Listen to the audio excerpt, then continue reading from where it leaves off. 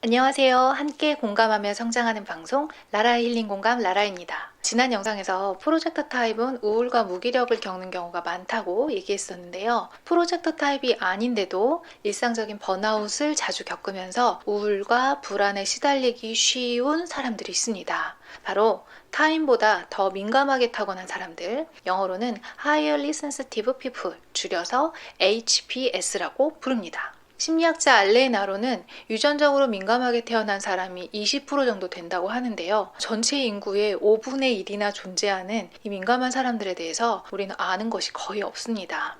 그래서 민감한 사람들조차 자신의 특성에 대해서 잘 몰라서 자신에 대해서 오해하고 좀 낮은 자존감에 시달리면서 심리적인 고통을 겪는 경우가 많고요. 오늘은 민감한 사람들이 살면서 공통적으로 겪고 있는 3가지 어려움에 대해서 얘기해 볼게요.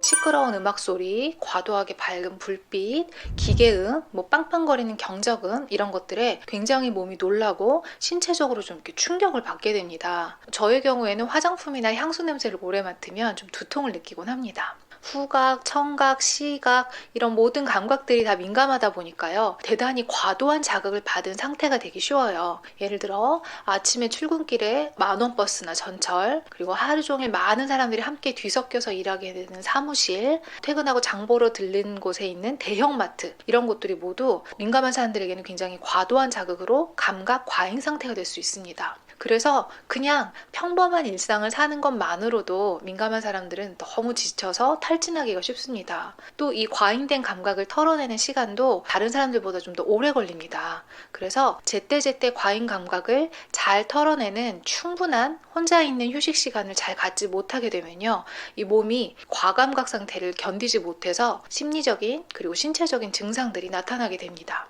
그 증상들은 소화불량, 근육 긴장, 섬유 근육통, 만성 피로, 만성 우울, 불면증, 부신피로 증후군, 공황 발작, 그리고 각종 면역 이상 반응 등이 있습니다.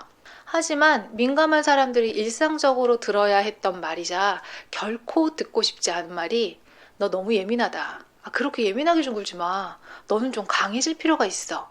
이런 말들이었을 거예요. 그 외에도 너는 왜 맨날 아프냐? 몸이 왜 그렇게 약해? 체력 관리 좀 해라. 운동 좀 해. 이런 말들도 정말 많이 들어야 했죠.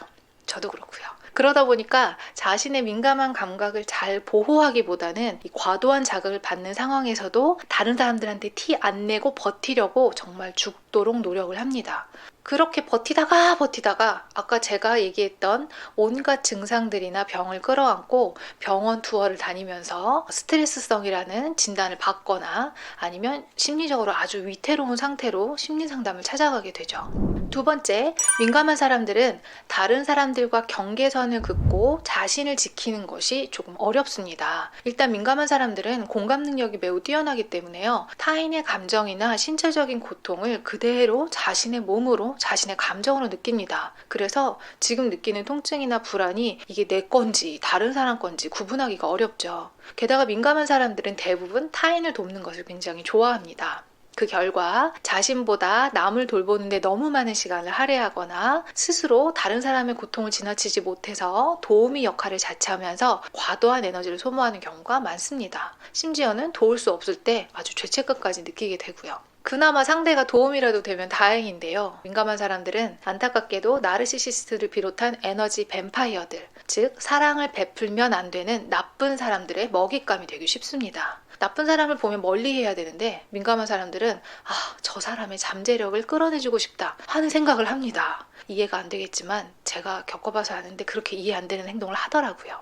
그런 동정심의 끝은 언제나 처참합니다. 자신이 완전히 파괴되어 갈 때쯤에야 뭔가 잘못되어 간다는 걸 깨닫곤 합니다. 저의 30대까지의 모든 연애 패턴이 이랬어요. 아주 처참했죠. 저처럼 민감한 사람들은 건강하지 않은 관계 패턴 때문에 심각하게 삶이 망가지거나 또는 불건강한 사람들을 끊어내지 못해서 계속해서 과도하게 에너지를 털리는 일이 일상적으로 일어납니다. 그 와중에 또 민감한 사람은 다른 사람의 비판을 진지하게 받아들이고 곱씹어보는 특징도 있어서요. 죄책감을 주면서 심리적으로 조종하는 사람들에게 민감한 사람이 걸려들면요. 정말 개고생합니다.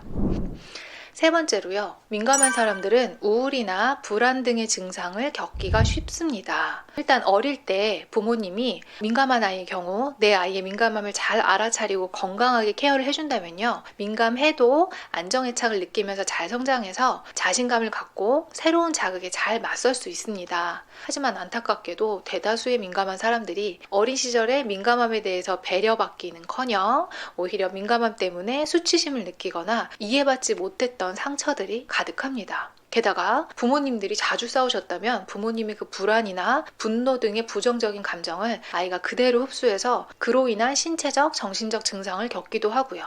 또 어린 시절에 부모님이 신체적, 정서적으로 학대를 한 경우에는요. 민감한 아이들은 그 과도한 자극을 감당하기가 힘들거든요. 그래서 아이는 자극에 대한 유일한 방어 수단으로 자포자기하는 습관이 생깁니다. 내가 세상에 나가서 살아남을 수 없을 거라는 두려움을 느끼고 내 자신이 아주 나약하고 결함이 있는 존재라고 느끼게 되는 거죠. 그래서 성인이 되어서 새로운 것을 시도하고 싶어도 너무 겁이 나고 쉽게 움츠러들게 됩니다. 또 이런 어려운 와중에 자신이 결함이 있는 존재가 아니라는 걸, 너무 민감하지는 않다는 걸 증명해 보이려고, 즉 부모님께 인정받고 수용되고 사랑받으려고 지나치게 자신을 혹사하면서 부모님께 착하고 모든 것을 잘하는 완벽한 모습으로 보이려고 애쓰기도 합니다. 말하면서 정말 안타깝네요.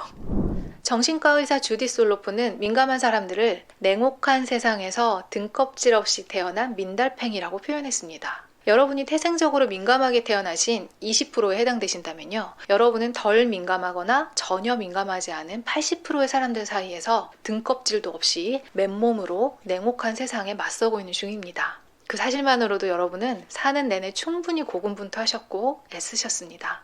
대부분의 민감한 사람들은 자신이 뭔가 단단히 잘못을 했고 잘못된 존재라고 생각하면서 낮은 자존감, 자책, 죄책감에 시달립니다. 하지만 민감하게 태어나신 여러분은 아무 잘못이 없습니다. 그리고 오늘 제가 얘기한 세 가지의 반대면에는요. 민감하게 태어났기 때문에 누릴 수 있는 엄청난 재능이 있습니다. 부디 민감하신 여러분들이 자신이 잘못되었다는 생각에서 벗어나기를 간절히 바라면서 이 영상 준비했습니다. 오늘 저의 얘기가 너무도 자신의 얘기라고 느껴지시는 분은요. 앞으로 민감한 사람에 대해서 더 깊이 공부하면서 자신에 대한 오해를 덜고 민감한 사람의 특징을 잘 이해해서 자신을 케어하는 법을 배울 수 있기를 바랍니다. 민감한 사람과 관련된 책들은 아래에 소개해 놓을게요. 다음 시간에는 민감한 사람이 가진 놀라운 재능이 과연 무엇인지 알아보겠습니다.